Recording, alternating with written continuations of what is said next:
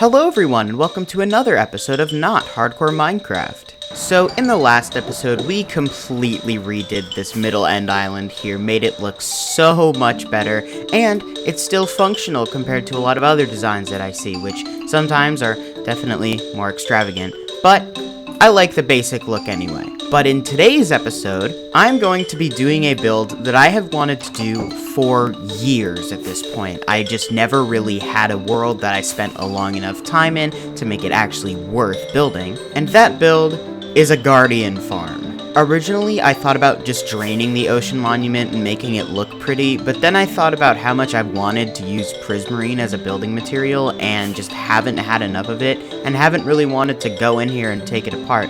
So, I'm going to tear the whole thing down and build my own version of a guardian farm. Building up the farm itself honestly shouldn't take a super duper long time except for putting all the water into the different guardian chambers.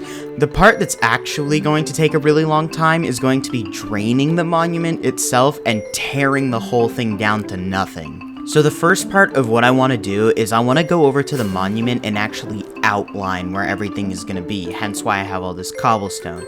And this is super easy. All I have to do is just build up along the corners so I can see how big it's going to be on the surface. And hopefully not die from these guys. Oh, they do like no damage to me. I remember the first time I came to one of these in this world and I nearly died. Or actually, I think I did die multiple times. Because they're so powerful when you don't have any armor. Okay, so now that I've got those four corners built up, the thing that I actually have to do is go inside of this thing and actually defeat it. I have to kill all the Elder Guardians because those are the ones that don't respawn. I'm also going to want to grab all of the different sponges that there is in here because I know there's a handful of them. Ooh, maybe I should actually not go in here yet and bring some doors with me so I have a place to breathe. Because believe it or not, breathing, pretty good for you. Okay, I definitely know I'm not going to need that many, but I think 9 doors is enough. Alright, Ocean Monument, time to defeat you, or at least find where all of your treasure is. Haha! I think a hoe is best for sponges? Yes. Really is a shame these sponges will more than likely be zero help to me when draining this monument. Alright, where's the gold room? I know it exists. If I just dig straight down here, will the gold room be there? Or the treasure room, I guess is what it's called? No, where is it? Okay, I'm outside again. This place is so confusing. Considering I haven't gotten mining fatigue yet, I'm going to take a wild guess and say that I already dealt with the Elder Guardians in here, which is great. It means I won't have to deal with them in the future. Aha, the gold room. Yes. How much gold is in here, though? It's only 8 blocks. Ah, that's so lame. This structure has some of the coolest blocks in the game, but the payout for defeating the structure is just so lame. Oh, more sponges. Is there only one treasure room in here? Yeah, I've been searching for a while now and haven't been able to find any other treasure rooms. So, I guess that means I've already completed this ocean monument. Hooray! But now what that means is we gotta drain all the water in this 52 by 52 area. Not hooray. I think the way I'm going to go about this is with sand, just kind of placing it on here, having it go down, fill up all the empty space, and then once I get all the sand around the border, I have to slowly fill in the sand all the way through and then drain the whole thing. And then I have to drain the interior of this thing, but I'll probably do that as I'm tearing it down. The only thing that sucks is I need a very large amount of sand. And I mean very, very, very, very, very, very, very large amount of sand. Wow, I just said very so many times it doesn't even sound like a word anymore. But now I have filled all 9 shulker boxes with sand, and even with all that, I still do not think it is going to be enough for what I need. But I guess there's only really one way to find out. So I ended up deciding to just do this part in a time lapse because I thought it would be a bit boring to just have some clips of me placing sand and then placing sponges and then sand and sponges over and over again. And oh my god, am I glad that I decided to do that because it would have been an extra 5 hours of footage that I would have had to edit, and that would not have been fun. Thankfully, draining it didn't take me as long as I'd initially thought it would, and I didn't end up needing to go back to the desert to get more sand. Now that that's done, let's get back to it.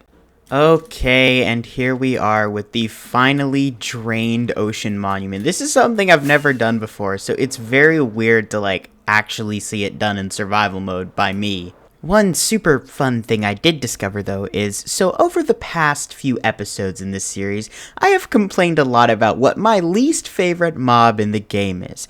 First, it started off as villagers, because they're very annoying to move. Then it was bees, because if you hit one while you're working with them, they all come after you. And now it is officially guardians. I hate guardians so much. They have a stupidly large range, and even though they don't do too much damage, a lot of them spawn in the temple. So if you have like 6 on you at once, you are dead. I had full netherite armor on while I was working on this, and I died like 4 times. I had 118 levels, and now I have 0. Okay, enough complaining. The next step in this process is now to take down this entire thing. Usually I would use a beacon to take down this whole thing, but A, I'm not even sure beacons work with all of these blocks, and 2, I don't want to get water everywhere by insta-breaking blocks, so I'm just going to go layer by layer, getting rid of the water as I go. The good thing about tearing down this whole monument is that I actually need a lot of these blocks for the build that I'm going to be doing, but unfortunately I still don't think that one entire ocean monument is going to be enough for what I'm building. Which means that sadly I might have to go to another temple and farm out a bunch of guardians. Hooray!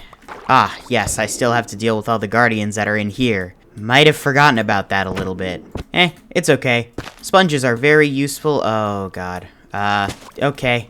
Yeah, no, sponges are going to be very hard to use. I mean, they're very useful, but even still, getting rid of this much water, not fun.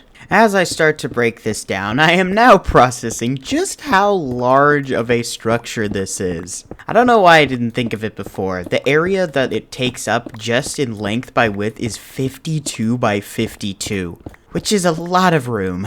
So this is going to take a very long time to break down. I really wish I didn't actually need all these blocks, because then I would just use TNT and blow the whole thing up. That would be so much easier. And now, Not Hardcore Minecraft presents tearing down an entire ocean monument without the help of a haste 2 beacon. And now that I say that out loud, oh my god, what was I thinking?